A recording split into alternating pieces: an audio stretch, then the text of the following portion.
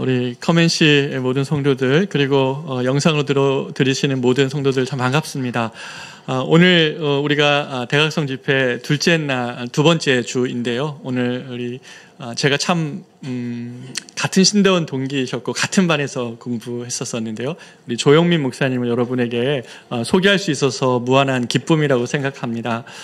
조 목사님 정말 그 어려운 2014년도에 어려운 교회, 남들이 잘 안 가는 교회였기 때문에 가슴이 더 뛰었다고 오늘 그렇게 고백하시는데, 그 교회 가셔서 정말 그동안 7년 동안 복음의 흥왕한 역사를 경험하시고 이제는 그러한 복음을 한국교회 가운데 적극적으로 지금 알리시고 계시는 너무 귀한 사역을 하고 계십니다. 동기인데 너무나 존경스럽고 또 제가 참 좋아하고 흠모하고 있는데, 우리 조영민 목사님 이 시간 나오실 때 여러분 큰 박수로 환영해 주시기 바랍니다.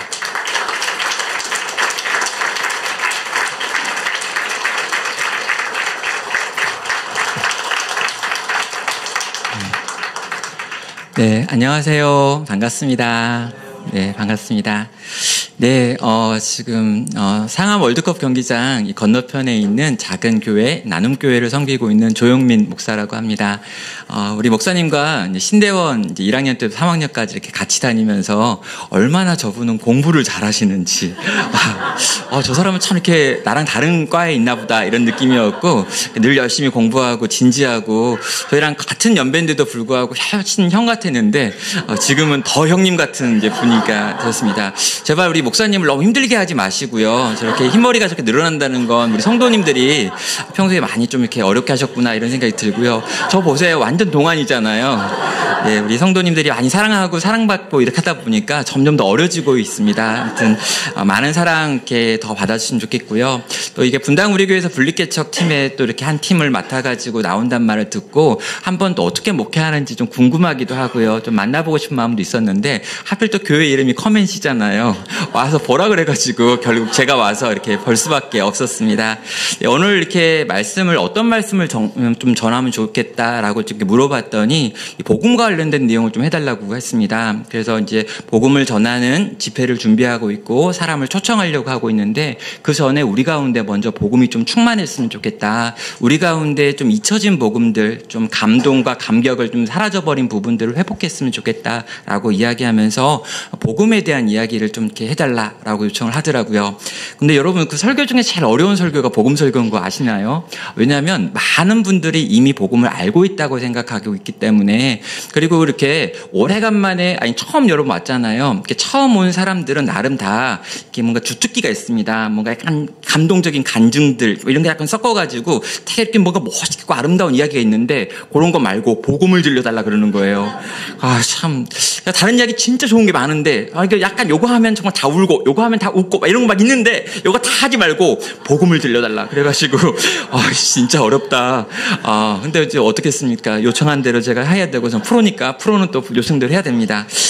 그래서요, 예배소도 2장 1절로 10절에 나와 있는 말씀, 굉장히 딱딱한 본문 중에 하나인데요. 제가 알기로 복음에 대해서 가장 잘 정리하고 있다라고 생각되어지는 우리 본문을 같이 좀 보면서 이 말씀의 내용 같이 한번 나누도록 하겠습니다. 예배소도 2장 1절로 10절에 있는 내용입니다. 한 절씩 교독하여 읽겠습니다. 제가 먼저 읽겠습니다. 그는 허물과 죄로 죽었던 너희를 살리셨도다.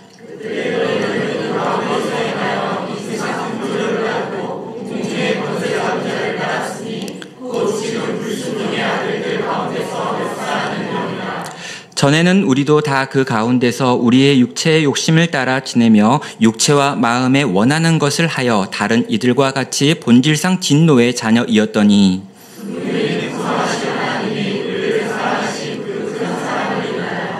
허물로 죽은 우리를 그리스도와 함께 살리셨고 너희는 은혜로 구원을 받은 것이라.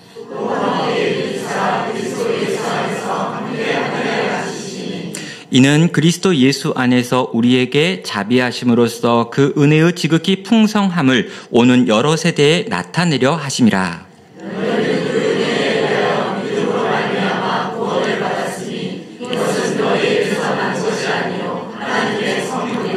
행위에서 난 것이 아니니 이는 누구든지 자랑하지 못하게 함이라. 함께 읽겠습니다.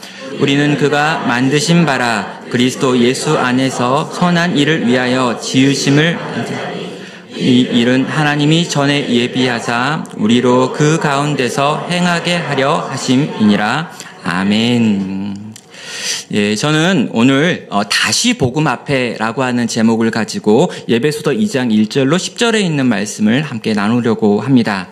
2023년을 시작하면서요, 한 해를 딱 시작하면 일단 기분이 좀 좋아야 되는데 굉장히 우리는 한 해를 시작할 때부터 마음이 어려웠습니다. 왜냐하면 많은 전문가라고 불려지는 분들이 했던 이 2023년에 대한 전망이 쉽지 않았기 때문인 거죠. 대표적인 게 경제적인 부분에서 이제 여러 가지로 올해가 정말 힘들 것이다, 어려울 것이다 라고 하는 이야기들을 했었고요. 물가가 상승될 것이고 고금리가 될 것이고 민간 소비가 제약될 것이고 반도체 경제가 안 좋아질 것이다 라고 하는 것들을 막 쏟아냈던 연초를 우리는 기억하고 있습니다. 여러분, 여러 가지 이제 서비스 요금들이 올라갈 것이다 라고 이야기를 했고요. 전기가 올라가고 수소세가 올라가고 이 대중교통 수단들이 점점 가격을 올리게 될 것이다 라고 하는 말을 했습니다. 또 연초에 나왔던 이야기 중에 대기업 10곳 중에서 6곳에서는 신규 채용을 하지 않겠다라고 하는 발표도 있었죠. 경제적인 부분에서 굉장히 어려운 2023년이 될 것이다 라고 하는 예고를 들으면서 한 해를 시작했던 것입니다. 또 문제는요, 이 경제만 있는 게 아니라 계속해서 일어나는 대형 사고들에 대한 이야기들도 있었습니다. 예, 이태원에서 참사가 일어나기도 했고요. 또 지하차도가 침수되어 가지고 많은 사람이 죽는 사건도 있었습니다. 최근에 흉기 난동 사건 같은 것도 곳곳에서 일어나면서 사회가 굉장히 흉흉해졌다라고 하는 것들을 느꼈죠. 여러분, 개인적으로 우리 국가 안에서 일어나는 문제들도 있었지만요, 러시아 우크라이나에서 일어난 전쟁이 이렇게 오랫동안 끌고 올지 우리는 아무도 몰랐었고요. 또 최근에 이 하마스와 이스라엘이 전쟁을 벌여가지고 오늘 또 많은 사람이 죽어가고 있다라고 하는 이야기들을 듣고 있습니다. 여러분, 사람들이 만들어내는 이야기들도 굉장히 어려운 이야기들이 많은데요. 또 하나 우리가 생각해야 될 부분이 우리가 기후 위기라고 부르면서 여러 가지 일어나고 있는 기후 이상들을 보고 있습니다. 예, 지진이 일어나는 것들, 극한 기후가 일어나는 것들, 태풍이 일어나는 것들, 많은 비가 한꺼번에 쏟아지는 것들, 다양한 종류의 문제들을 보고 있고요. 또 우리는 지금도 아직 이 코로나라고 하는 거대한 질병으로부터 완전히 해방된 것 같지는 않습니다. 여러분, 그래서요, 이렇게 다양한 문제가 끊임없이 일어나고 있기 때문에 요즘 가장 유행하는 사자성어 중에 하나가 각자도생이라고 하는 표현입니다. 각자가 스스로 살 길을 도모해야 한다라고 하는 게 이 각자도생의 뜻이죠. 누구도 나를 지켜줄 수 없기 때문에 내가 살 길을 내가 찾아야 된다라고 하는 이 사자성어는요, 조선시대에 만들어진 것으로 학자들이 이야기하고 있습니다. 특별히 조선시대에 대기근이나 전쟁과 같은 어려운 상황 속에서 백성들이 스스로 알아서 살아남아야 한다라고 하는 걸 이야기할 때 이 각자도생이라고 하는 사자성어를 썼다라는 것이죠. 그런데 지금이 각자도생의 시대다라고 많은 한국의 사람들이 이야기하고 있는데요. 이게 바로 지금이 전쟁과 같은 시기다, 지금이 기근의 때와 비슷하다라고 하는 마음에 있는 인식들을 표현하고 있다는 것입니다. 자, 여러분은 각자 도생할 수 있겠습니까? 우리는 각자 도생할 수 있는 사람들인 걸까요? 그럼 사회가 그렇고 경제가 그렇고 국제가 그렇고 또 여러 가지 일어나고 있는 자연계의 상태가 어려운 것과 동시에 오늘 저희가 지금 고민하려고 하는 건 교회에 대한 고민입니다.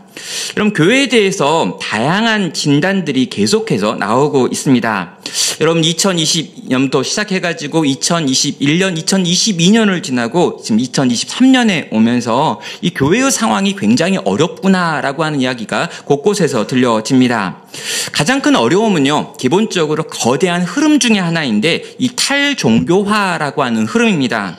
그럼 국민소득이 3만 불이 넘어가면은요, 그 3만 불이 넘어가는 선진국의 대열에 들어가는 순간부터 사람들의 종교성이 급격히 떨어진다라고 인류학자들은 이야기를 합니다. 그리고 이런 큰 나라들, 우리보다 먼저 선진국이 되었던 나라들에서 일어났던 현상들이 대한민국에도 동일하게 일어나면서 탈종교화 현상이 이 사회에 지금 가득합니다. 계속해서 그리스도인들의 숫자가 줄어들어가는 것으로 표현되고 있죠.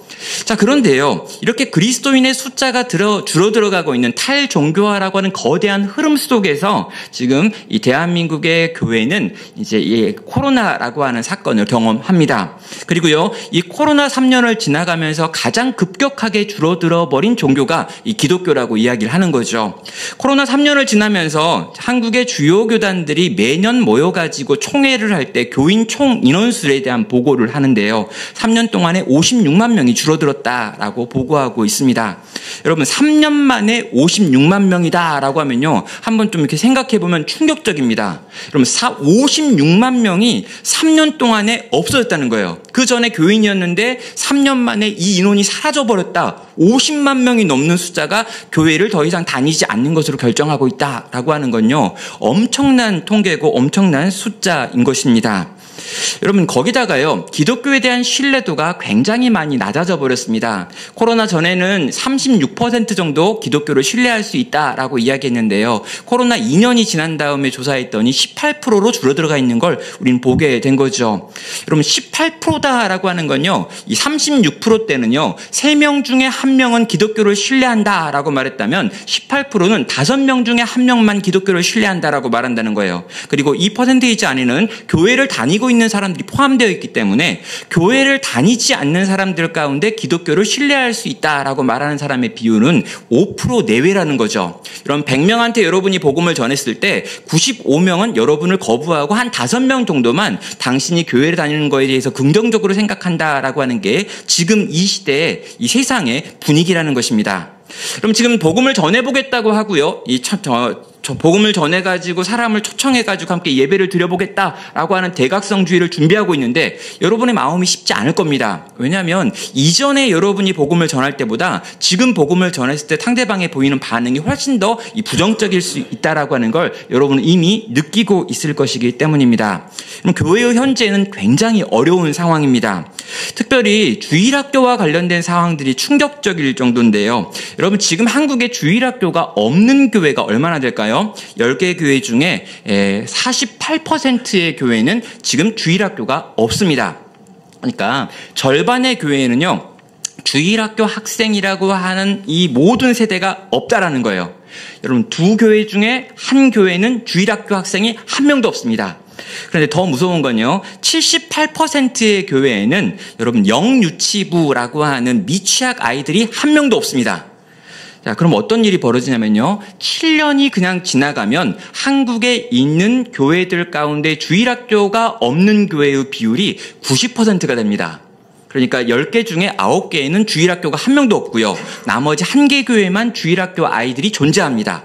이건 뭘 의미하는 거냐면 이 아이들의 부모들도 그 교회에 없다는 거거든요. 그러니까 10개 교회 중에 9개 교회는 전부 50대 이상만 남아있고 40대도 없고 30대도 없고 그 아래도 아무도 없는 그런 교회들이 9이 되고 1개 교회 정도만 청년도 있고 장년도 있고 어린아이도 있는 그런 교회가 되는 게 앞으로 7년밖에 남지 않았다라고 하는 거예요.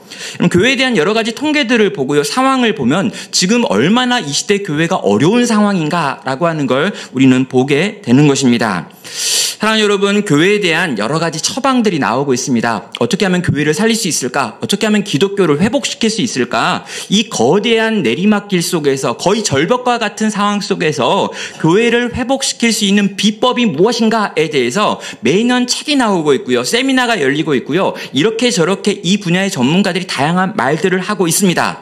그런데 여러분, 다양한 전망이 나오고 다양한 처방이 나오는 걸 보면 알게 되는 게 뭐냐면 아직 정답은 없구나라는 걸 아는 거죠. 너무 많은 사람들이 너무 많은 이야기를 하고 있는 건 아직 정답이 없는 상태에서 그냥 막 이야기하고 있는 거예요. 이게 될지도 모른다, 이게 될 것 같다, 이건 되는 것 같아, 이게 안 될까, 이런 이야기 막 하고 있는 거죠. 여러분, 그럴 때일수록 우리가 붙잡아야 될 게 뭘까요? 여러분, 이렇게나 처방이 다양하다면요, 그 중에 어떤 것도 답이 아닐 가능성이 크다는 것입니다. 그래서 이런 시기에 우리가 붙잡아야 될 것이 무엇이냐라고 물어본다면 저는 다시 복음을 붙잡는 것이다 라고 생각합니다. 생각한다는 거죠. 가장 중요한 기초를 점검하는 겁니다. 절대로 흔들리지 않는 터가 있다면 그 터가 뭘까라고 하는 걸 생각하는 거예요.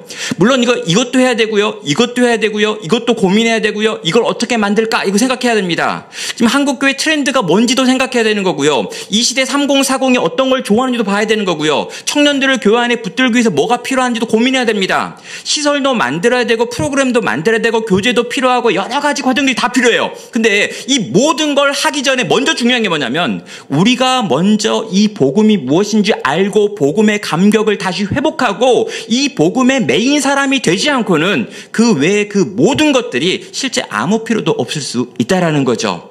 정말 복음을 전하기 원하십니까? 사람들을 주께 돌아오게 만들기를 원하십니까? 먼저 내가 복음을 알고 있는지, 내가 그 복음에 감격하고 있는지, 내가 그 복음을 기뻐하는지, 내가 그 복음을 즐거워하고 그걸 누군가한테 들려주고 싶어서 어쩔 수 없는 마음에 불이 있는지 우리 스스로에게 먼저 물어봐야 한다라는 거죠. 그래서 저는요, 오늘 이 시간을 통해 가지고 이 에베소서 2장 1절부터 10절에 있는 이 내용이 복음의 내용을 정말 잘 설명하고 있다고 생각하기 때문에 한번 이 내용을 정리해 보려는 것입니다.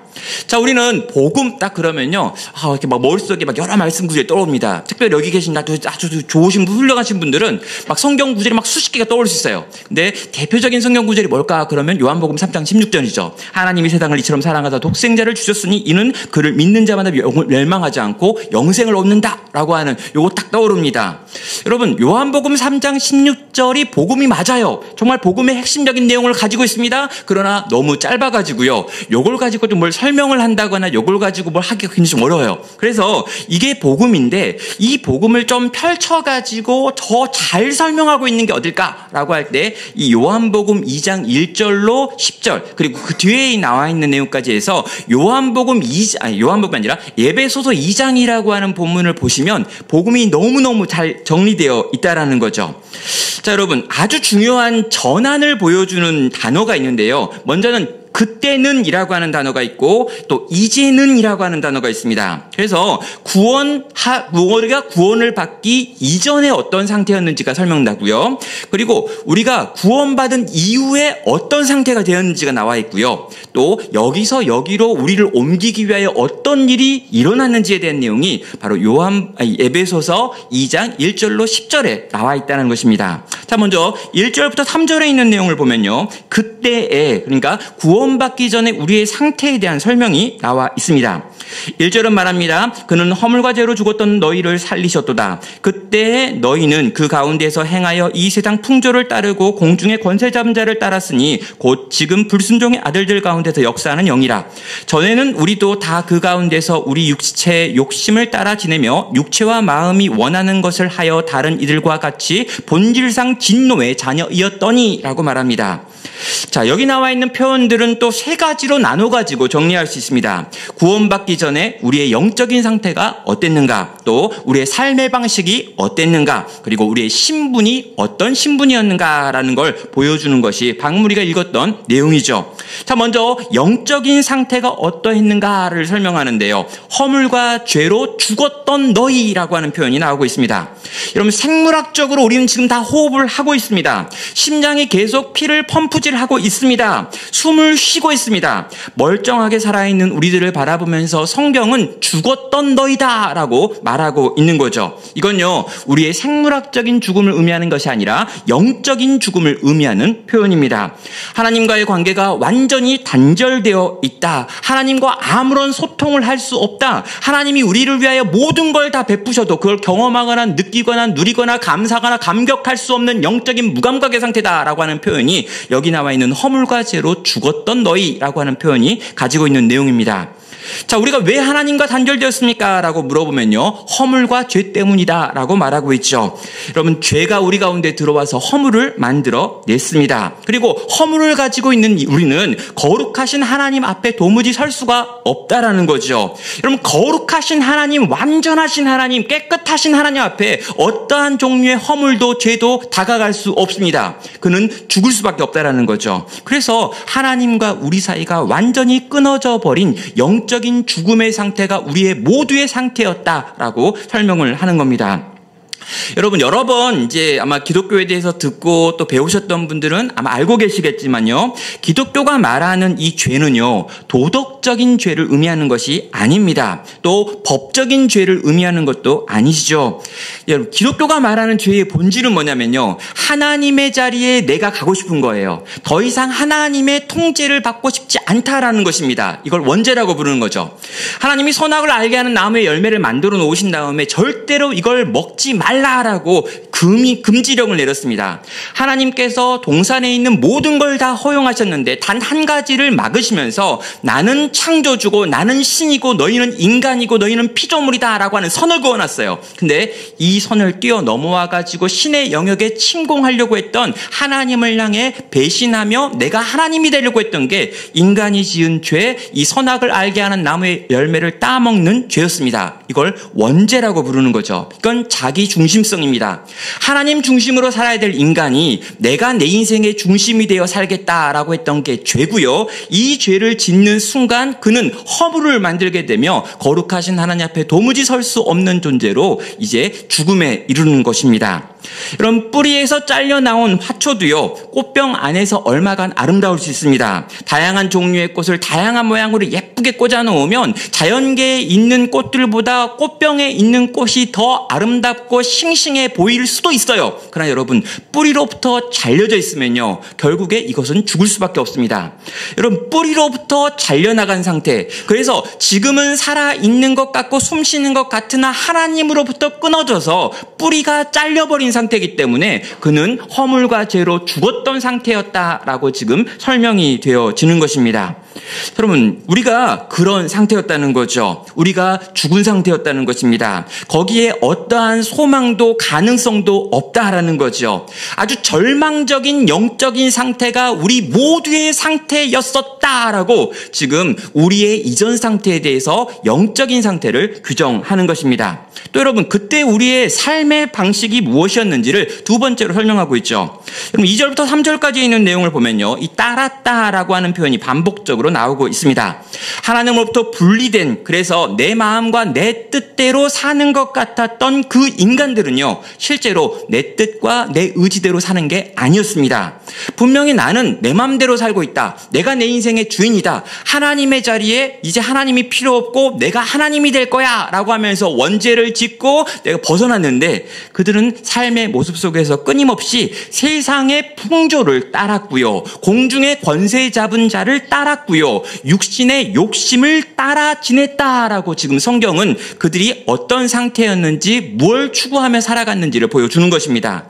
자기가 인생의 주인이 되어 사는 줄 알았는데 그렇게 하려고 하나님으로부터 자유를 얻었다라고 생각했는데 막상 그들의 모든 모습들은요. 자기의 육신의 욕심에 끌려다니는 인생, 공중의 권세를 잡고 있는 마귀에게 끌려다니던 인생, 세상이 흘러가는 대로 끌려다니는 인생이었다라고 지금 지적을 하고 있는 거죠. 세상과 사탄과 육체의 욕심을 따라 살아가는 것, 그것이 하나님으로부터 분리된 인간의 삶의 방식이었다라고 말하고 있습니다.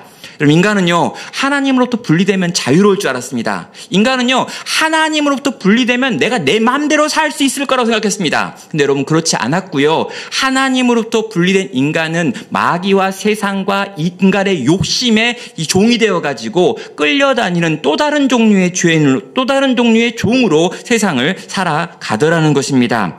세상과 사탄과 육체의 종이 되어 수없이 많은 죄를 이 땅에 쏟으며 살아가는 것, 그것이 그때의 그들의 삶의 방식이었습니다. 사랑하는 성도 여러분, 하나님이 없으면 내가 내 인생의 주인이 되면 정말 멋있게 살 수 있을 거다라고 생각하는 분들이 지금도 세상에 종종 많이 있습니다. 신에게 매이지 않고 내가 자유를 얻는다면 이 자유를 가지고 인간이 가지고 있는 이성과 인간이 가지고 있는 과학과 인간이 가지고 있는 문명을 가지고 멋진 신세계를 만들어 보겠다라고 하는 이야기가 여러분 이성주의가 온 이후에 18세기 이후에 모든 서구에서 나타났던 생각들입니다. 여러분 초인이라고 있습니다. 여러분 니체는요 이 초인을 이야기하면서 하나님은 없다. 나는 신을 의지하는 나약한 존재가 아니다. 내 힘과 내 능력과 내 지혜로 세상을 판단하며 살아가겠다라고 이야기했어요. 여러분 니체가 말하는 이 초인에 대한 이야기를 들으면요 많은 사람이 가슴이 두근거립니다. 그래 인간이 저렇게 멋지게 살아야지. 한 번밖에 없는 인생인데 누군가한테 의지하거나 누군가한테 뭘 부탁하는 게 아니라 내 뜻과 내 마음을 가지고 내 의지로 세상을 살아가는 게 너무나 멋있지 않느냐라고 생각하더라는 거죠. 왜요? 그렇게 생각하는데 결과가 뭐냐라는 것입니다. 정말 신으로부터 독립하겠다라고 이야기해가지고요 18, 19세기에 신으로부터 인간들은 독립하려고 많은 노력을 했습니다. 이성과 과학을 가지고 또 여러 가지 운동을 가지고 또 어떤 교육을 가지고 인간은 신으로부터 독립하려고 노력을 했고 실제로 그런 세상을 만들었다고 생각했어요. 그런데 문제가 무엇입니까? 종교로부터 벗어나면 합리적이고 과학적으로 사고하면 이 땅에 일어나는 여러 가지 어려움들이 없어지겠지라고 생각했던 그들의 그 기대는요 1차 대전과 2차 세계대전이라고 하는 엄청난 전쟁들과 이 제노사이드라고 하는 인종 학살과 수없이 많이 이 종교의 시대가 지난 다음에 이성의 시대 이후에 일어났던 많은 전쟁의 이야기들, 많은 어떤 학살의 이야기들을 보면서 실제로 그들이 자유로울 수 없다라고 하는 걸 역사를 통해 증명했다는 것입니다. 여러분 정말요 그 전에 신 아래에 있던 세상이 훨씬 더 편했다라고 하는 게 그 이후에 일어나고 있는 여러 가지 역사적 사건들을 통해서 지금 증명되더라는 거죠. 하나님으로부터 분리된 인간은 결코 자유로운 것이 아니었습니다. 이 인간은 또 다른 종류의 신을 모셨는데 그것이 사탄이기도 세상의 풍조기도 인간이 가지고 있는 육체의 욕망이기도 했다라는 것이죠. 우리는 절대 하나님으로부터 분리되면 자유로워지는 게 아니다라고 하는 걸 기억할 필요가 있습니다. 세 번째는요, 우리는 그때 우리의 신분이 어땠는지를 한번 확인해 보셔야 합니다.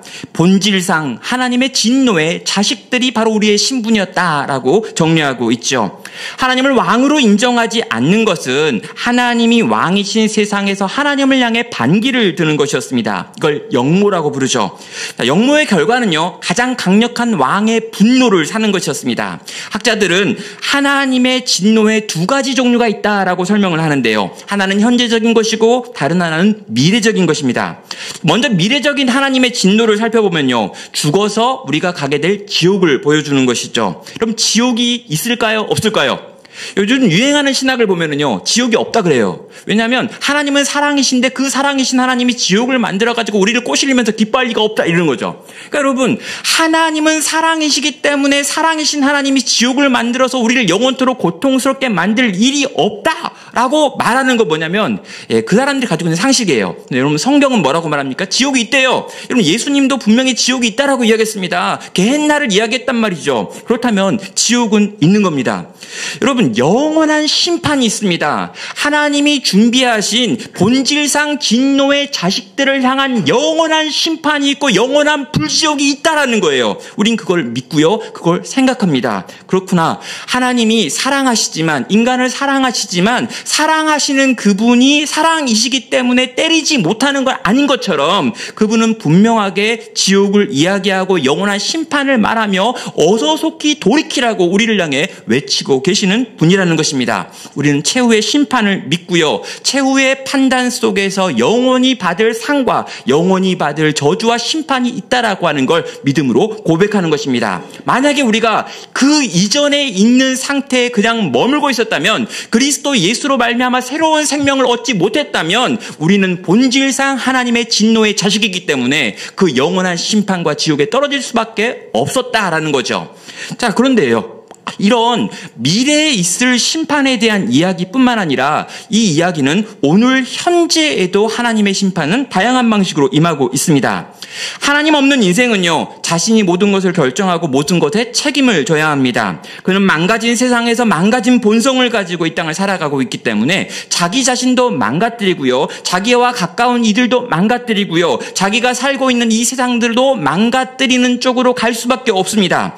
하나님의 선하신 계획이 있는 있는데 그 선하신 계획대로 살지를 않습니다. 그의 삶이 점점 그분의 계획으로부터 멀어져 갈 수밖에 없는 거죠. 결국에 허물어지는 것이고 하나님의 진노가 현재적으로 자신의 삶 가운데 미치는 걸 경험하는 거고 자기 주변에게 미치는 걸 경험할 수밖에 없다는 것입니다. 종종 그런 분들이 있어요. 죽기 직전에 내가 예수님을 믿으면서 그때 꼴까닥 하는 그 순간에 영적비도 따라해가지고 천국에 가고 이 세상에는 내 마음대로 막 살리라. 왜? 천국은 가고 싶지만 이 세상에서는 예수님을 안 믿는 게 더 행복한 것 같으니까. 그건 여러분 예수님을 똑바로 믿어본 적이 없는 인생이 하는 말입니다. 가장 불쌍한 사람이 뭐냐면요, 천국에 들어가기 죽기 직전에 예수 믿고 꼴까닥 하다가 신앙 고백한 다음에 가거나 아니면 70이 넘어가지고 그제야 이제 힘이 없어가지고 죄 지을 힘도 없다 그러면서 교회 오는 이런 분들 되게 안타까운 분들인 거예요.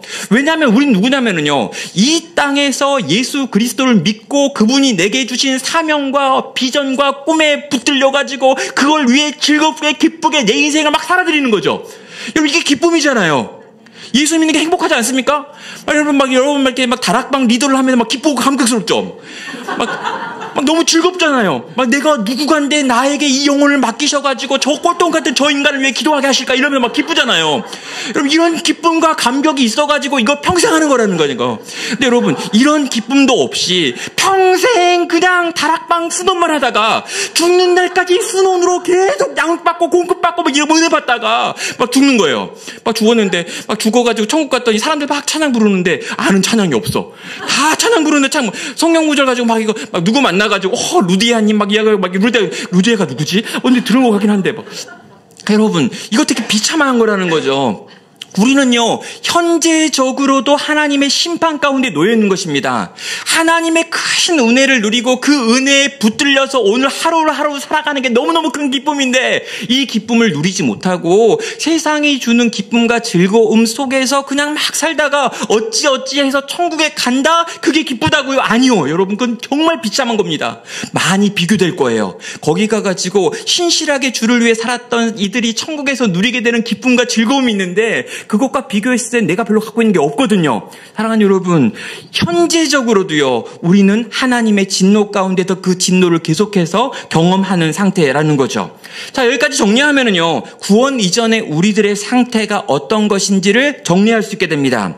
영적으로는요, 허물과죄로 죽었던 상태입니다. 또 삶의 방식은요, 세상의 풍조와 사탄과 육체의 욕심을 따라서 살았던 삶입니다. 또 우리의 신분은요, 현재와 미래적으로 완전히 하나님의 진노의 자식으로 살았던 삶입니다. 그것이 바로 그때의 우리들의 상태였다는 거죠. 구원받기 전에 우리들의 상태였습니다. 사랑하는 성도 여러분, 이 상태의 비참함에 대해서 우리는 다시 한번 기억할 필요가 있습니다. 생각을 해보셔야 합니다. 내가 예수 믿기 전에 얼마나 비참한 상태였는가. 이 본질상 하나님의 진노의 자녀였다고. 내가 세상에 있는 그 허탄한 것들을 막 쫓아다니고 마귀의 꼬심대로 살아가고 내 육체의 욕망대로 막 살았던 인간이었고, 내가 생각해보니까 내가 살아있는 줄 알았는데, 내가 꽤나 잘 나가는 인생인 줄 알았는데 내가 완전히 하나님으로부터 끊어진 존재였구나, 뿌리로부터 잘려있던 비참한 존재였구나 라고 하는 걸 우리는 다시 한번 떠올리고 기억해 봐야 한다는 거죠. 도무지 답이 없는 상태가 우리였구나, 도무지 길이 없는 상태였구나. 우린 그때도 괜찮은 사람이고 지금도 괜찮은 사람인 줄 알았는데 좀 업그레이드 되었다라고 생각했는데 그때 우리의 상태는 완전 쓰레기였구나. 이걸 깨닫지 않으면은요, 무슨 문제가 발생합니까? 여러분, 여기서 여기로 건지신 예수님께 별로 감사가 없어요. 여기서 여기로 옮겼다라고 이야기하는데 별로 감동도 없고 감격도 없고 감사도 없고 찬양도 안 나옵니다. 왜요? 이전에 나도 괜찮았는데 지금 난 좀 괜찮은 거예요. 그래서 내가 요 정도 수준이었는데 예수 믿고 요 정도 된 거죠. 그러니까 요 정도 기쁜 거예요. 요 정도 감사한 거고 요 정도 찬양하는 거죠. 예수님 고마워요. 조금 도와줘서. 이런 거죠, 여러분. 그럼 조금 도와주신 그분을 위해 인생을 거는 사람이 어디 있어요? 조금 도와주신 그분이 너무너무 사랑스러워가지고 내가 그분을 위해 인생을 걸겠습니다. 이런 사람 아무도 없습니다. 여러분, 우리의 문제가 뭐냐면요, 이게 뭔지 잘 모르는 거예요. 그때의 우리의 상태가 얼마나 비참한 상태였는지, 그때의 우리의 상태가 얼마나 절망적인 상태였는지, 그때의 우리의 상태가 얼마나 비참한 상태였는지 요거 생각 거의 안 합니다.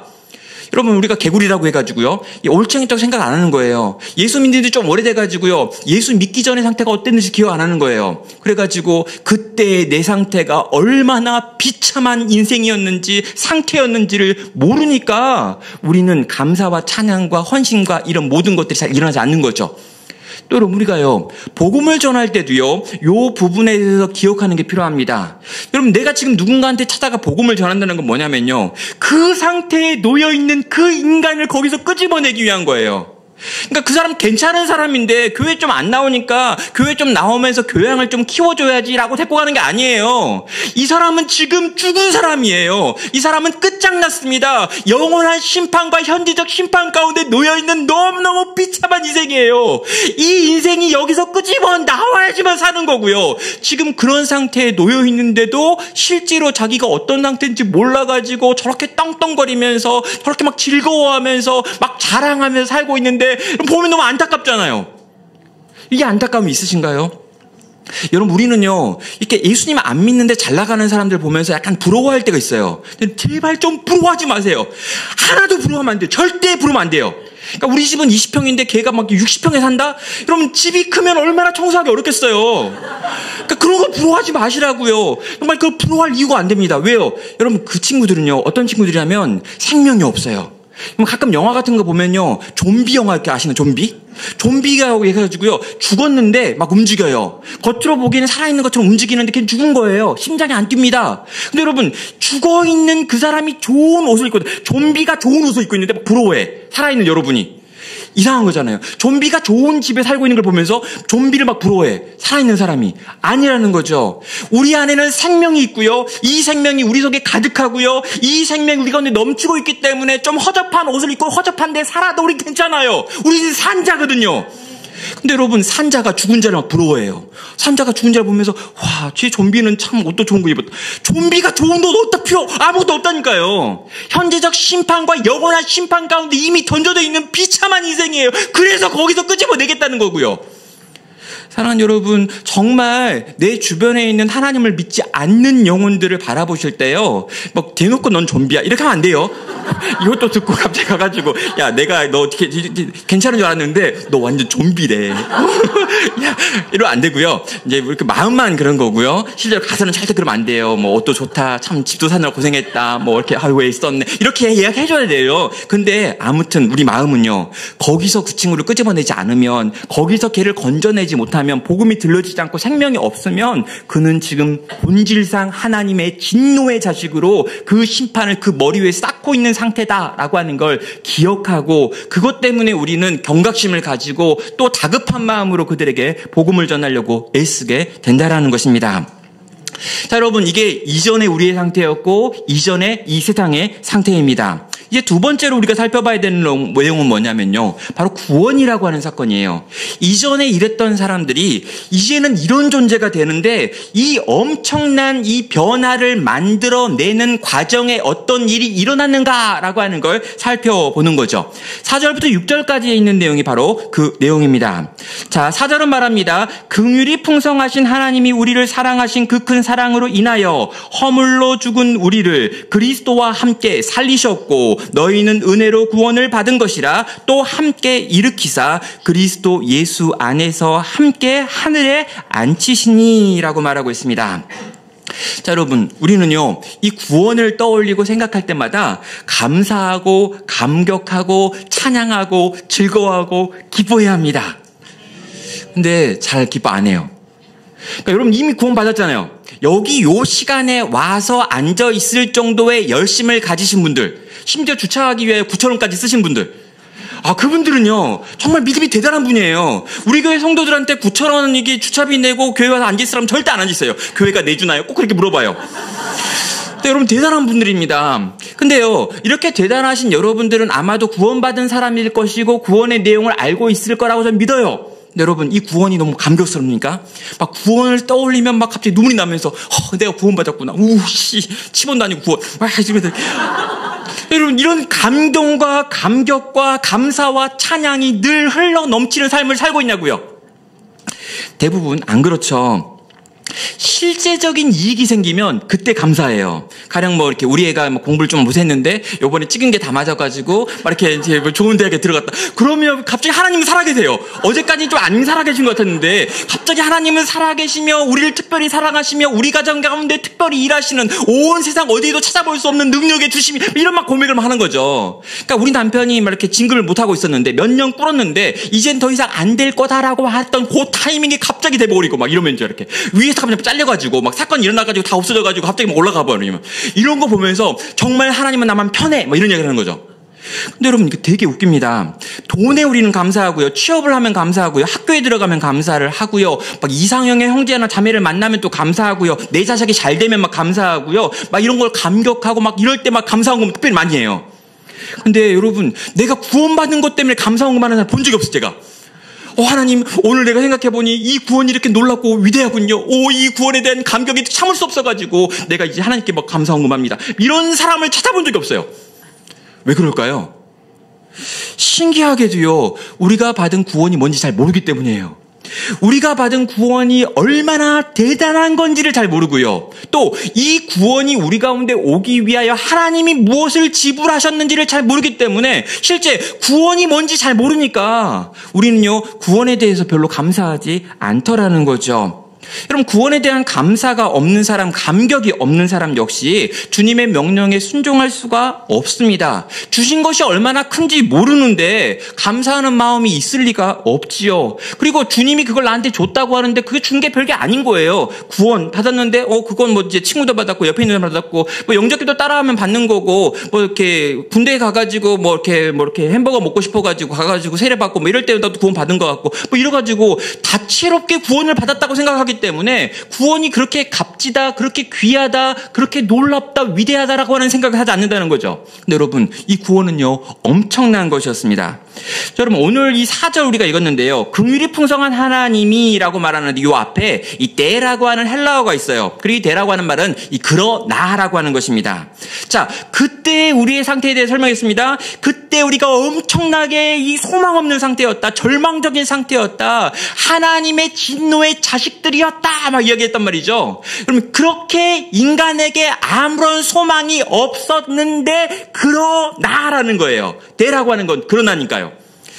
그런데 그렇게 아무런 소망이 없는 그런 인간들이었는데 그러나 긍휼이 풍성한 하나님이 우리를 사랑하신 그 크신 사랑 때문에 그러나 우리가 뭐 한 게 아무것도 없고 할 수 있는 것도 없고 이미 죽어버렸고 하나님에 대한 영적인 감각이 전혀 없는 인간들이었는데 그 크신 하나님께서요, 그 크신 긍휼, 불쌍히 여기시는 마음 때문에 우리를 사랑하신 그 크신 사랑으로 인하여 허물로 죽은 우리를 그리스도와 함께 살리셨고 또 함께 일으키셨고 또 예수와 함께 하늘에 앉히시는 일을 행하신 것, 이게 구원이란 말입니다.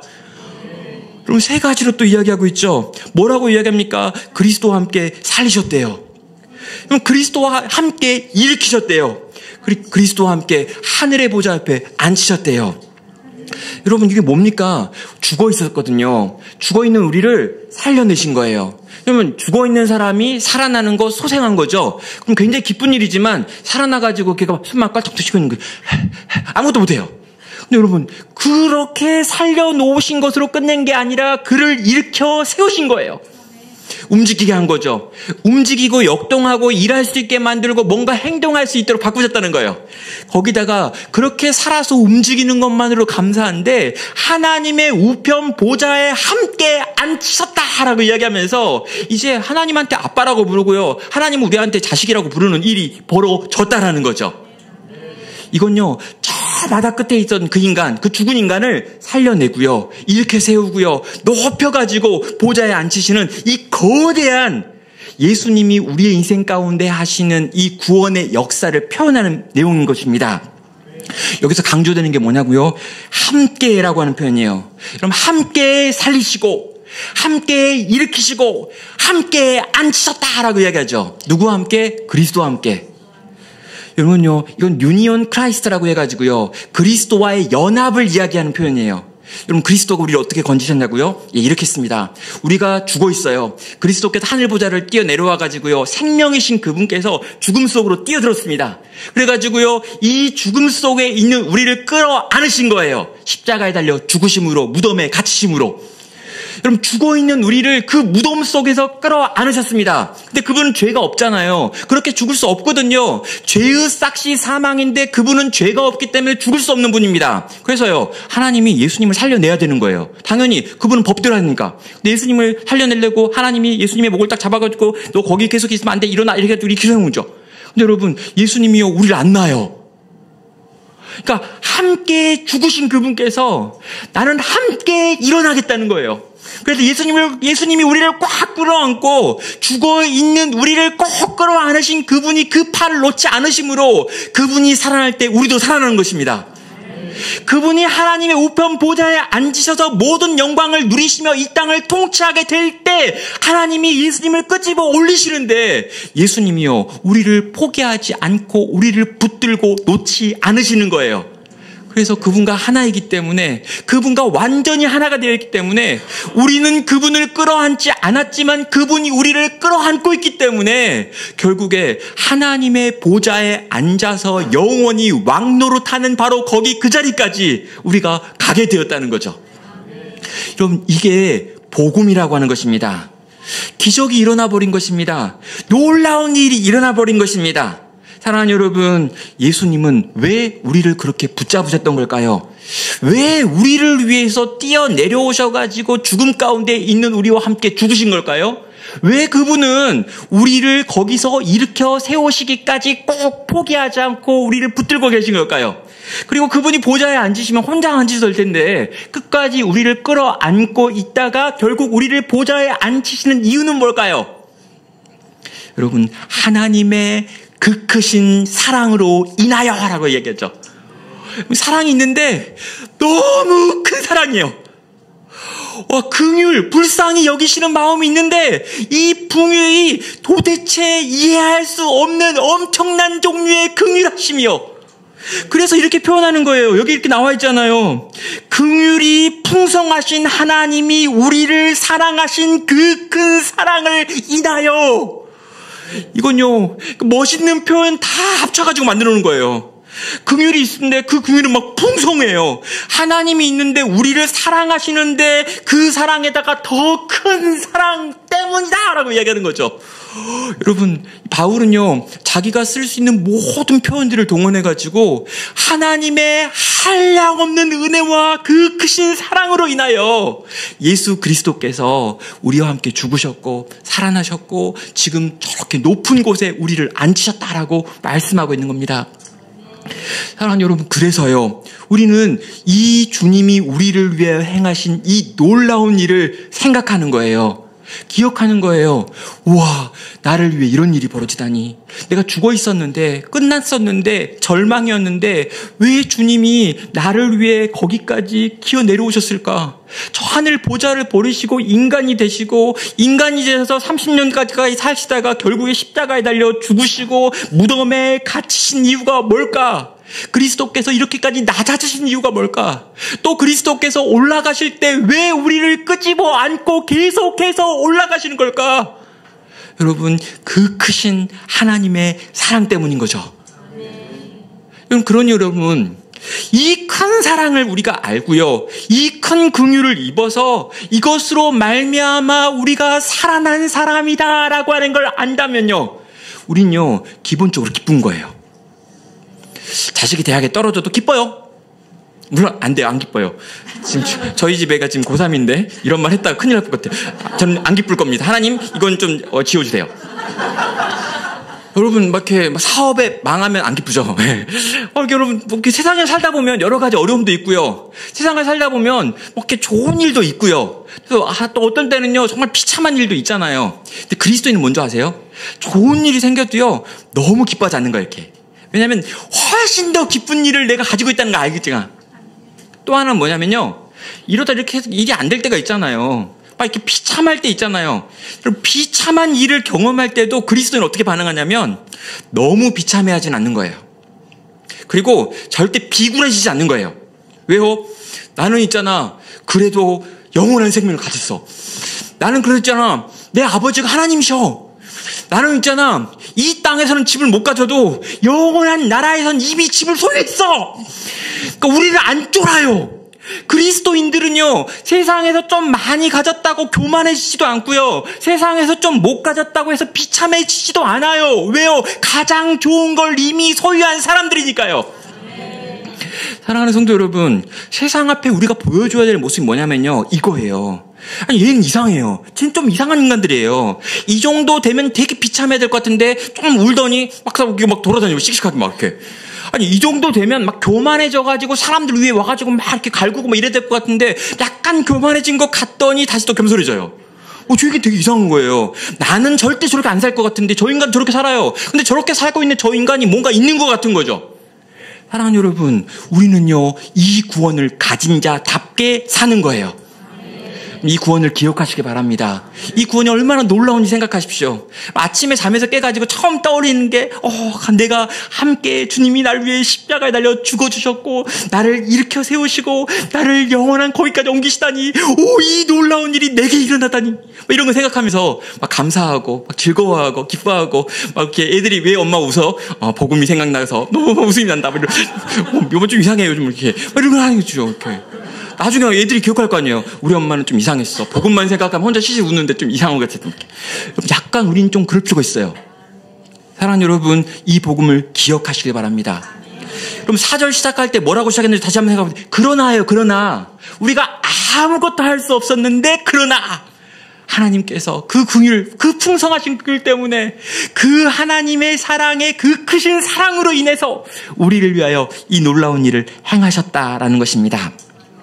자, 그렇다면 이제 세 번째 마지막 부분이죠. 이제 우리는 뭐냐라는 거예요. 그럼 7절부터 10절에 있는 내용을 보면요, 구원 그 이후에 우리의 삶이 어떠한가에 대한 설명이 나와 있습니다. 7절은 말합니다. 이는 그리스도 예수 안에서 우리에게 자비하심으로써 그 은혜의 지극히 풍성함을 오는 세대에 나타내려 하심이라. 너희는 그 은혜를 인하여 믿음으로 말미암아 구원을 받았으니 이것은 너희에게서 난 것이 아니요 하나님의 선물이라.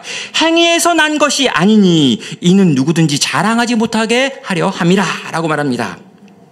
이건요, 요 7절부터 이 9절에 있는 내용은요, 우리가 가지고 있는 아주 기이한 본성, 어떤 거냐면 구원을 받았잖아요. 그런 다음에 내가 좀 착해서, 내가 좀 이뻐서, 내가 좀 잘나서 나를 구원하면 내가 좀 하나님 나라에 기여할 게 많을 것 같아서 하나님이 나를 구원한 거야 라고 생각하려고 하는 우리의 죄된 본성, 뭐냐면요, 은혜가 아니라 내가 뭘 해가지고 된 거다 라고 생각하는 이 본성에 대해서 다시 한번 언급하는 거예요. 아니다, 너네가 아무것도 안 했는데 하나님께서 은혜의 지극히 풍성함 때문에 이 일을 하셨다. 우리에게 자비하셨기 때문에 이 일을 하셨다. 너희가 절대 자랑하지 못하게 하려고 하나님이 우리에게 준 것이 하나님의 선물이 구원이다 라고 하는 걸 다시 한번 강조하는 거죠. 여러분, 우리 정말 착각하면 안 됩니다. 여러분, 좀 내가 좀 이렇게 뭐 좀 한 분들 되게 문제예요. 이렇게 좀 내가 좀 뭘 했다. 내가 좀 이렇게 불 깨쳐갈 때 내가 돈 좀 냈다. 이런 분들 되게 문제입니다. 이렇게 내가 좀 이렇게 순장을 좀 오래 했다. 이런 거 되게, 이분 굉장히 바리새인 될 가능성이 높아요. 내가 순장을 5년 이상 했다. 이런 거 있잖아요. 굉장히 위험합니다. 저희 교회 성도님들한테 52주를 다 출석하지 말라고 이야기해요. 제발 여러분 2주 정도는 빠지십시오라고 얘기합니다. 왜냐면 52주를 다 출석한 게 의가 돼가지고, 아니, 저 인간은 어떻게 저 한 주를 뺄 수 있지? 이러면서 막 하더라고요. 그래서 제가 일단 2주 빠지겠습니다. 그래가지고 휴가를 2주 동안 교회 안 가요. 그리고 저희 장로님들한테, 이 장로님들도 전부 52주 다 하면 안 됩니다. 52주 하는 건 죄입니다. 그래가지고 50주만 나오고, 이 2주는 딴 교회 가서 탐방도 하고 다른 교회 가가지고 평신도 노릇 해보고 새가족반이 어떻게 돌아가고 있는지 새가족이 돼가지고 경험도 하시라 해가지고, 저희 교회 모든 분들은 52주를 다 출석하잖아요. 절대로 52주 출석하면 안 돼요. 52주를 출석하면 그게 의가 돼가지고 바리새인이 되더라고요. 그리고 저는요, 이 성경 필사 이런 거 있잖아요. 성경 필사 하십시오. 그러나 성경 필사한 그 책을 거실에 꽂아놓고 모든 사람이 왔을 때 그걸 보여주는 그 자리에 놔두지 말라고 그래요. 그거 다 필사하신 다음에 불에 태워버리라고 합니다. 그게 의가 되면 안 되기 때문이에요. 그게 의가 되면요, 그 죽을 때까지 그 눈에 보이는 놔두고요. 또 사람들이 그거 보고 그거 안 알아주면 되게 삐져요. 목사가 신방 가가지고 그 필사책 보면서, 야, 우리 목사, 우리 전 집사님 참 저 성경도 필사하시고 대단하시. 요 이야기 안 하면요, 다음에 막 마음이 상해가지고 그때 삐졌다 그러면 상처받았다 그러고 나중에 와가지고 얼마 후에 교회 안 나온다고 하는데 이유가 그때 그 필사한 그 성경책 안 알아줘서 그러는 거예요. 정말 우리는요, 기본적으로 본성적으로 자랑하고 싶어 합니다. 우리는요, 내가 뭐가 좀 잘났기 때문에 하나님이 나를 구원했을 거다라고 늘 생각해요. 우리의 죄된 본성이 늘 그렇게 만듭니다. 그래서요, 여기서 이 구원은 선물이다. 이 선물에 대해서 내가 할 수 있는 건 감사하고 기뻐하고 감격하고 정말 하나님 내게 주신 이것에 대하여 즐거워하는 거지, 네가 뭔가 좀 한 것 같다라고 자랑하지 말라는 거예요. 이 구원을 위하여 네가 뭔가 기여했다라고 착각하지 말라는 거예요. 사랑하는 여러분, 제가 이제 어젠가 이 신문, 오늘 신문에 보니까요, 김남조 시인께서 돌아가셨더라고요. 이 여류 시인인데 굉장히 아름다운 시들을 많이 지은 분인데, 저는 옛날에 돌아가신 줄 알았는데 오늘 돌아가셨더라고요. 여러분, 이 김남조 시인 돌아가셨는데요, 제가 그분의 시 한 편을 기억합니다. 너무 아름다운 시가 있어요. 너를 위하여라는 시가 있어요. 이 너를 위하여라는 시가 있는데, 시 앞부분은 잘 기억 안 나는데 뒷부분에 이런 게 있습니다. 너 위하여 나 살거니 소중한 건 무엇이나 너에게 주마. 이런 표현이 있어요. 아, 멋지죠? 그리고 이미 준 사랑은 잊어버리고 못다 준 사랑만 기억하리라 내 사랑아 라고 돼 있어요. 저는 이게 사랑의 본질인 것 같아요. 사랑은요, 뭐냐면 내가 못 해준 것만 기억나지 해준 건 생각 안 나는 거예요. 해준 게 계속 생각나는 건 뭐냐면요, 사랑이 아니라 거래한 거죠. 내가 요거 했고 요거 했는데 언제 해줄 거야, 이렇게 하죠. 이렇게. 이거 사랑 아니에요. 진짜 사랑은요, 내가 해준 건 기억 안 나고요, 못 해준 게 너무 기억나는 거예요. 그때 내가 너 옆에 있어줄 걸, 그때 내가 너 밥 먹였어야 되는데, 그때 내가 한 번 더 찾아갈 걸, 그때 내가 한 번 더 기도했더라면 일어날 수 있었을 텐데, 이런 거예요. 여러분, 진짜 사랑은요, 못한 것만 기억나지 한 개 쫙 기록되면서 여기 이게 했는데 왜 나한테 안 해주자고, 이건 사랑 아니라고요. 지금요, 이 예배소서에서요, 요 이야기 하는 거예요. 구원은 하나님의 선물인데 이것마저도 자랑으로 바꾸려고 하는 인간들아, 이건 선물이야. 그냥 준 거야. 그냥 받은 거야. 그냥 기뻐하고 감사하고 감격하고, 저 바다 끝에 있던 너를 끄집어 올려 살리신 그 예수님과 하나님과 성령님, 이 삼위 하나님의 일하심 앞에서 감탄하면 돼. 사랑하는 여러분, 구원을 선물로 받으시고 자랑하지 않는 여러분 되시기를 주의 이름으로 축원합니다. 이제 여러분, 마지막 10절에 있는 말씀이 있습니다. 여기서 이렇게 선언하고 있죠. 우리는 그가 만드신 바라 그리스도 예수 안에서 선한 일을 위하여 지으심을 받으니 이 일은 하나님이 전에 예비하사 우리로 그 가운데서 행하게 하려 하심이니라 라고 말해요. 여기에 이제는 우리가 어떤 존재인지가 나와 있는 거죠. 이제는 어떤 존재가 되었습니까? 선물로 구원을 받은 우리는 어떤 상태가 되었습니까? 몇 가지로 설명하고 있습니다. 여러분, 구원이 만들어내는 삼중적 상태를 설명하고 있는데요. 첫 번째는 정체성이 바뀌었다라고 이야기해요. 너는 주님의 작품이다. 주님의 만드신 것이다. 라고 이야기하는 거죠. 여러분, 초등학교 2학년짜리가 여러분 뭘 만들어 놨어요. 그걸 작품이라고 안 하죠. 이건 곧 부서질, 쓰레기라고 얘기하죠. 곧 사라질 거예요. 그거 기억하지 않을 겁니다. 물론 엄마는 그걸 좀 귀하게 여기겠지만, 걔가 크면 걔 버려요. 근데 여러분, 하나님이 친히 만드셨다라고 하면요, 그건 그분의 작품이라는 거죠. 그럼 우리의 신분이 바뀌었다는 거예요. 본질상 진노의 자식이었는데, 하나님이 만드신 바다라고 하는 이 존재의 변화가 일어났다는 거죠. 또 여러분, 사명이 생겼습니다. 뭡니까? 선한 일을 위해 지어진 존재다라고 말하는 거죠. 여러분, 그 전에 우리는요, 선한 일을 할 수 없는 자들이었습니다. 그럼 육체의 욕심에 따라 움직이는 것, 사단을 쫓아 움직이는 것, 세상이 흘러가는 대로 흘러가는 게 우리들이었어요. 근데 여러분, 이제 우리는요, 선한 일을 위해서 살아갈 수 있는 존재다라고 하면서 우리에게 주시는 하나님의 사명이 주어지는 것입니다. 그리고 마지막으로요, 우리의 소속이 나오죠. 내가 그 안에 있고 그 가운데 있고 그 가운데서 선한 일을 행하겠다라고 하는 표현들이 나오면서 우리가 주님의 몸이 되었고 주님과 하나가 되었고 이제 완전히 연결되어 있는 존재로 바뀌었다. 우리의 소속은 주님의 것, 주님의 몸이다라고 설명하고 있는 것입니다. 사랑하는 여러분, 우리의 신분이 완전히 바뀌어버렸습니다. 우리에게 놀라운 사명이 주어졌습니다. 그리고 우리가 그렇게 살아갈 수 있도록 그분이 내 안에 들어오셨고 내가 그분 안에 들어왔습니다. 그래서 결론이 뭘까요? 이제 그분 안에서 그분이 주는 힘과 그분이 주는 능력으로 말미암아 포도나무의 원가지에서 나오는 힘과 능력으로 말미암아 그 가지들이 열매를 맺는 것처럼 우리의 삶 속에 선한 열매가 달리기 시작한다는 거죠. 사랑하는 성도 여러분, 이 거대한 간극을 기억하십시오.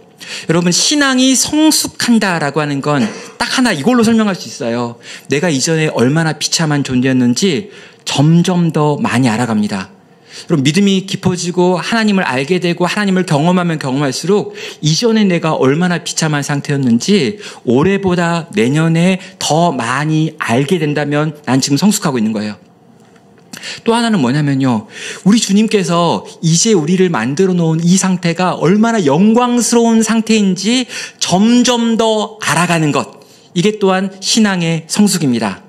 그럼 지식에 넘치는 그리스도의 사랑의 길이와 넓이와 높이가 어떠한지를 점점 더 알아가는 것, 이게 성도의 성숙이에요. 그러면 어떤 일이 벌어집니까? 여기가 점점 더 내려가는 거고요, 여기가 점점 더 올라가는 겁니다. 그래서 처음에 신앙생활할 때는 내가 요 정도 상태에서 요 정도 상태가 되었구나라고 생각하면서 감사하지도 찬양하지도 즐거워하지도 기뻐하지도 순종하지도 못했던 그 인간이 점점 더 나의 이전은 이렇게나 비참한 인생이 있구나를 깨닫는 것과 점점 더 내가 누리게 된 인생은 이렇게나 놀라운 인생이구나라는 걸 깨달으면서 이 거대한 간극 속에서 이 거대한 간극을 뛰어내려오신 예수 그리스도의 크신 사랑의 길이와 넓이와 높이와 깊이를 체험하면서요, 감사하고요, 기뻐하고요, 찬양하고요, 순종하고요, 그분을 위해 살고, 그리고 어느 날 어느 순간인가요, 그분을 위해 죽을 수 있는 거예요. 사랑하는 성도 여러분, 이 주님의 그 크신 사랑이 여러분의 평생을 통해서 점점 더 깊어지시기를, 높아지시기를, 길어지시기를, 넓어지시기를 주님의 이름으로 축원합니다.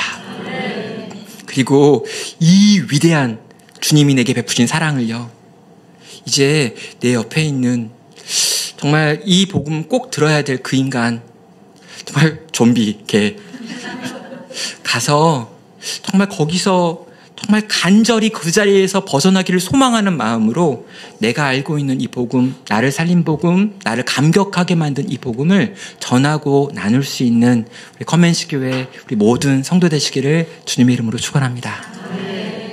우리 함께 같이 찬양할 텐데요, 우리 그 크신 하나님의 사랑 함께 같이 찬양하겠습니다. 아, 하나님의 은혜군요. 예, 하나님의 은혜로 이렇게 찬양하겠습니다.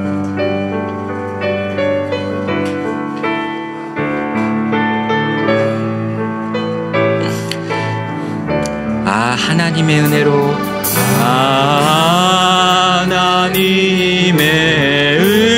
은혜로 있을 데 없는 삶, 왜 급속하여 주는지 난 알 수 없도다. 내가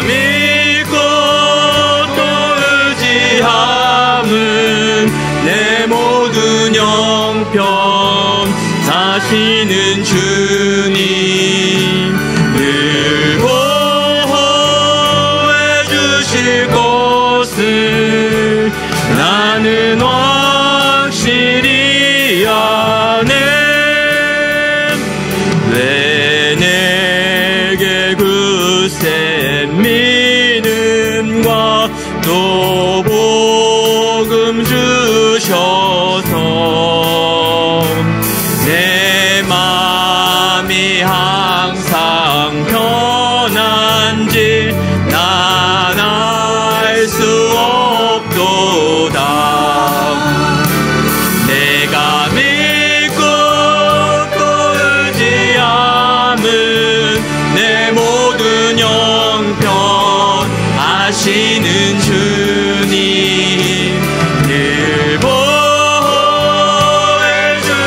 것을 나는 확실히 아네. 왜 내게 성령 주셔서 나의 마음 감동해. 주 예수 믿게 하는지 난 알 수 없도다. 내가 믿고 또 의지함은 내 모든 형편 아시는 주님 늘 보호해 주실 것을 나는 확실히 아네. 주 언제 강림하실지 혹 밤에 혹 낮에 또 주님 만날 그곳도 난 알 수 없도다. 내가 믿고 또 의지함은 내 모든 형편 아시는 주님 늘 보호해 주실 것을 나는 확실히 아네. 이 시간 우리 들은 말씀을 가지고 함께 같이 기도로 주 앞에 나아가겠습니다. 주님, 내게 베푸신 그 크신 은혜 내가 알게 하여 주시옵소서. 이전에 내가 얼마나 비참하였는지 성령께서 조명하여서 나로 알게 하여 주시옵소서. 나를 위하여 얼마나 놀랍고 위대한 사랑이 베풀어졌는지 주님 내가 알게 하여 주시옵소서. 주님, 제가 누리고 있는 지금 이 상태가 얼마나 복된 상태이고 영광스러운 상태인지 주님 내가 알게 하여 주시옵소서. 주여 아버지, 나의 평생에 주님이 내게 행하신 이 놀라운 구원에 대하여 알고 또 알고 또 알고 또 경험하게 하시며 이것이 깊어져 가게 하시고 이것이 높아져 가게 하시고 이것이 길어지게 하여 주시고 이것이 온전하여지게 하여 주시옵소서. 주님, 내가 이 복음 알게 하여 주시고 이 복음 전하게 하시고 이 복음 나누게 하시고 이 복음으로 살고 또 이 복음으로 죽는 저희들 되게 하여 주시고 저희 교회가 되게 하여 주시옵소서. 이 시간 한 마음 한 뜻을 가지고 주께 주의 이름 한번 크게 부르고 기도로 주 앞에 나아가겠습니다. 주여! 오 하나님 아버지, 우리에게 복음 주셔서 감사합니다. 우리가 어떠한 존재인지 아버지 어떠한 존재였는지 기억하게 하여 주시옵소서. 이전날 우리가 얼마나 비참하였는지 기억하지 못하나이다. 주여 하나님 아버지, 죄와 사망의 권세 가운데 놓여서 세상의 풍조를 따르며 악한 마귀 사단의 권세를 좇으며 주여 하나님 아버지 육체의 욕망대로 살았던 내가 여기 있나이다. 주여 하나님과 본질상 진노의 자녀들이여 싸우며 주여 하나님 아버지 본질상 생명이 없는 자로 하나님과 떨어져 살았던 것들이 우리들은나이다. 주여 하나님 아버지 영원한 심판이 예정되어 있었사오며 아버지 현재도 심판으로 당하고 있었사오며 내 주변에 모든 생명 없는 것들에게 생명을 없으며 주여 하나님 아버지 파괴하고 망가뜨리고 부서뜨리는 인생들을 살았나이다. 그게 나였고 우리들이었나이다. 그런데 하나님 아버지 당신께서 우리를 거기서 건져내셨나이다. 그리스도께서 거기로 뛰어내려오셨나이다. 그리스도께서 거기로 뛰어내려오셔서 우리를 붙잡으셨고 그리스도께서 뛰어내려오셔서 우리 같은 인생들을 끌어안으셨고 우리와 함께 죽으셨고 우리와 함께 살아나셨고 우리와 함께 높은 곳으로 올라가셨나이다. 주여 하나님 아버지, 내 구주님을 위해 살아나이다. 내 자랑이 아무것도 없나이다. 내가 한 것이 아무것도 없나이다. 주여, 다 주의 은혜 때문이었고 다 주의 능력 때문이었고 다 주의 긍휼 때문이었고 다 주의 자비 때문이었나이다. 내가 한 것이 있다면 주여 당신이 한 것이며 내가 못한 것이 있다면 내 부족과 내 연약함이었나이다. 오 주님, 아버지께 나아가 아버지와 받은 이 은혜와 받은 사랑과 받은 감격과 받은 것들을 가지고 하나님께 찬양하게 하시고 주여 찬양하는 교회가 되게 하여 주시옵소서. 찬양하는 인생 되게 하여 주시옵소서. 우리 가정 되게 하여 주시옵소서. 지식에 넘치는 그리스도의 사랑의 길이를 높여 깊이가 어떠한 줄 날마다 알아가는 내가 되게 하여 주시옵소서. 날마다 알아가는 우리 가정들이 되게 하여 주시옵소서. 하나님 복음을 들어야 될 영혼들이 있나이다. 주여 하나님 아버지, 그들에게 내가 이 복음을 들고 갈 때 아버지 믿음의 그런 확신을 가지고 나가게 하여 주시옵소서. 내가 너에게 좋은 걸 주고 가장 좋은 것, 가장 아름다운 것, 가장 영광스러운 걸 주려고 하는 자 갖고 있는 아버지 영광과 기쁨과 즐거움과 감격이게 하여 주시옵소서. 오 하나님, 우리의 심령 가운데 찾아와 주시옵소서. 주여 하나님 아버지 영원한 그날 소망하며 바라보며 기대하며 갈망하며 목마르며 가게 하여 주시옵소서. 아버지 도와주시옵소서. 주님 감사합니다. 주가 행하실 줄 믿습니다. 주님 아버지 우리 가운데 행하실 줄 믿습니다. 베푸신 은혜에 감사하며 찬양하며 즐거워하며 기뻐하며 노래하며 아버지 이 복음 증거하겠나이다. 오 주님 오 주님 오 주님 아버지 감사해 주시옵소서. 네, 우리가 또 한 가지로요, 우리가 복음을 전하기 위해서 이 자리에 모였는데요, 이 시간 우리 복음을 전할 수 있는 마음과 또 복음을 전할 수 있는 담대함과 또 기쁨과 감격을 달라고 같이 기도하겠습니다.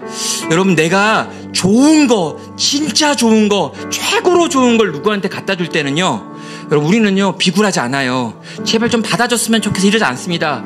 너무 좋은 걸 가지고 왔기 때문에요, 기쁨과 감사와 감격을 가지고 당당하고 씩씩하고 내가 줄 수 있는 최고의 걸 너에게 주기 때문에 우린 기쁨과 즐거움으로 줄 수 있어야 되는 거예요. 여러분 누군가를 만나가지고요, 여러분 생각하고 기도하고 있는 그 영혼에게 나를 행복하게 만든 이 복음, 나를 사망에서 생명으로 건진 이 복음, 사망의 그늘에 있으면서 정말 죽어가는 것들과 함께 죽어가고 있던 나를 기이한 빛 가운데로 인도하신 자의 아름다운 덕을 선전하러 가는 건데, 여러분 우리 제발 쫄지 마세요. 정말 당당하고 씩씩하고 즐겁고 기쁘고 감격스럽게 주님 내가 만나야 될 그 영혼, 내가 돌봐야 될 그 영혼 찾아가서 내가 알고 있는 이 복음 전하고 이 복음 같이 나누자고 하고 이 복음 전하는 교회 가자고 말하고 그래가지고 함께 손잡고 이 자리에 모여서 그 복음 나누기 원한다고. 주님 내가 복음을 즐거움과 기쁨으로 전하게 해주십시오. 이 복음이 내 입에서 나오는 것이 아니라 하나님의 능력과 함께 그들에게 전해주게 하십시오. 그리고 그들이 주께 돌아오고요, 그들이 함께 예배하게 되고요, 그들이 함께 한자리에서 하나님을 예배하며 한 백성이 되어지는 기적이 주님 이 어두운 시기에 이 캄캄한 세계에 다시 한번 나타나게 해주십시오. 이 일에 나를 써주십시오. 우리 가정을 써주십시오. 우리 교회를 써주십시오. 이번 각성 집회 가운데 하나님 은혜 베풀어 달라고 함께 합시다. 기도로 주 앞에 나아가겠습니다. 오 하나님 아버지, 이 시간 주 앞에 구합니다. 그렇습니다. 내가 알고 있는 복음, 내가 경험한 복음, 내가 누리고 있는 복음, 나를 감사하게 하는 것, 내가 살기도 하고 내가 죽기도 만드는 아버지 이 놀라운 복음을 나는 누군가에게 전하려고 갑니다. 너의 상태는 좀비의 상태인데, 너의 상태는 사망의 상태인데, 너의 상태는 본질상 진노 가운데 놓여있는데, 지금 심판받고 있고 영원한 심판 가운데 놓여있는 너에게 내가 생명을 가지고 가며 영원한 생명을 들고 가며 복음을 들고 가며 복된 소식을 들고 가며 그리스도를 들고 가며 주여 저를 일으켜 세울 수 있는 하나님의 능력과 함께 가오니 주여 하나님 아버지 저들을 주께 돌아오게 하여 주시옵소서. 아버지 즐거움과 기쁨과 감격을 가지고 저에게 복음을 증거하게 하여 주시옵소서. 담대함을 허락하여 주시옵소서. 아버지 우리의 마음 가운데 즐거움과 기쁨을 허락하여 주시옵소서. 자원하는 마음을 허락하여 주시옵소서. 주여 하나님 아버지 이 커맨시 교회가 준비하고 있는 아버지 대각성 집회 가운데 하나님께서 사람들을 보내시고 그들에게 복음이 증거되어지고 복음이 능력 있게 전하지 말아야마. 주여 하나님 아버지 많은 이들이 주께 돌아오게 하여 주시옵소서. 많은 이들을 옳은 대로 인도하는 자가 하늘의 별처럼 빛난다고 하였사오니 주여 하나님 아버지 우리 교회 성도들 가운데 아버지 이 복음의 빛이 빛나는 날을 되게 하여 주시고 주여 하나님 아버지 잔치가 의되게 하시며 아버지 일들이 그렇게 나타나게 하여 주시옵소서. 주여 하나님 아버지 도와주시옵소서. 하나님 아버지 이 깜깜하고 어두운 때라 할지라도 여전히 복음이 증거되어지며 아버지 막막하고 답답한 때도 여전히 교회가 아버지 생명의 역사가 일어나며 주여 하나님 아버지 그 일이 여기서 일어나게 하여 주시옵소서. 이 교회 가운데 나타나게 하여 주시옵소서. 주여 하나님 아버지 우리의 입술을 사용하여 주시고 아버지 우리의 발을 사용하여 주시고 아버지 우리의 손과 우리의 수고하는 것들을 사용하여 주셔서 하나님 당신께서 원하시는 당신께서 만들어내시는 오직 당신만 만들어낼 수 있는 하나님의 기이하고 아름다운 역사 생명의 역사가 주여 하나님 아버지 이 커맨시 교회 가운데 있게 하여 주시옵소서. 주여 하나님 아버지 그 사랑 경험하게 하여 주시옵소서. 그 기적을 경험하게 하여 주시옵소서. 그 기적을 맛보게 하여 주시옵소서. 그 기적을 누리게 하여 주시옵소서. 주여 하나님 아버지 온 교회가 함께 축제하며 온 교회가 함께 복음을 즐거워하며 온 교회가 함께 나를 살리신 이 복음 너를 살린 이 복음으로 말미암아 즐거워하고 기뻐하고 감사하는 주여 하나님 아버지 복된 은혜의 축제가 되게 하여 주시옵소서. 오 하나님 아버지 감사합니다. 대단하실 줄 믿습니다. 하나님 아버지 감사합니다.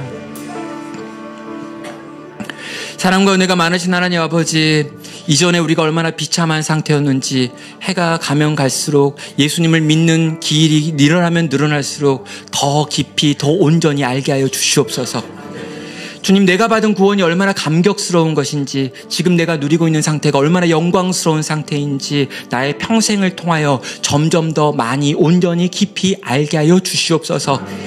주님, 이 거대한 간극을 우리 주님께서 우리를 사랑하사 뛰어 내려오셨음을, 그리고 우리를 끌어안으셨음을, 그 사망에서 살리셨음을, 우리를 높은 하나님의 보좌 우편에 앉히셨음을 우리로 기억하며 감사와 찬양이 흘러넘치는 복음의 메인 인생들 되게 하여 주시옵소서.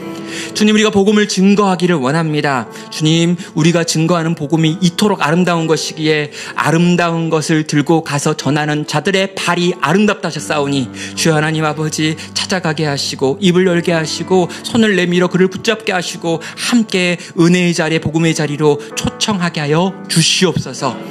믿지 않는 우리 가정 가운데 하나님 역사하여 주시옵소서. 믿지 않는 우리가 알고 있는 지은들 가운데 찾아와 주시옵소서. 주님, 우리가 하고 있는 입의 말이 아니라 이 말과 함께 역사하는 성령의 능력이 있어서 주님, 그들의 마음이 변화되어지고 그들이 주를 향해 돌아오게 하시고 사망에서 생명으로 옮겨지는 주의 기이한 일들이 이 커맨시 교회 가운데, 이 대각성 집회 가운데, 우리들의 삶과 우리의 수고하는 모든 것 가운데 넘치도록 부어지게 하여 주시옵소서. 이제는 우리 주 예수 그리스도의 은혜와 하나님의 사랑과 성령의 교통하심이 하나님의 복음을 알고 경험하며 이 넘치는 복음을 증거하기 원하는 우리 모든 성도들과 그들의 가정과 사업 위에 이제부터 영원토록 함께 하시기를 축원하옵나이다. 아멘.